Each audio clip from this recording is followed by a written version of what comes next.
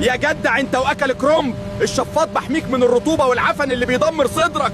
شغلني طول الشاور عشان تحافظ على هوا نضيف. يا جدعان الرطوبة والجلد الميت جوايا بيعملوا مزرعة بكتيريا وفطريات بتعمل التهابات. جففني بعد كل استخدام وغيرني كل 3 أسابيع. صحتك مش لعبة. ما تسيبنيش مكرمشة ومبلولة بعد الشاور، كده العفن هيسكن فيا. افردني وخليني انشف عشان احمي صدرك من حساسية الرطوبة. انا بقيت دهون وجلد ميت بتسد مسامك وتسبب حبوب والتهابات. نومك عليا كده تدمير لبشرتك. اغسلني كل اسبوع بانتظام، وشك مش حقل تجارب. بتشد السيفون والغطا مفتوح، رذاذ التواليت بيطير عليا بكتيريا وفضلات بتدخل بوقك. ابعدني عن القعدة وغطيني. بلاش قلة نظافة. لو دخلت ايدك مبلولة في برطمان الكريم والماسكات حولتني لعلبة بكتيريا بتدمر بشرتك وتسبب لك حبوب. استخدم معلقة نظيفة واقفلني دايما بعدك.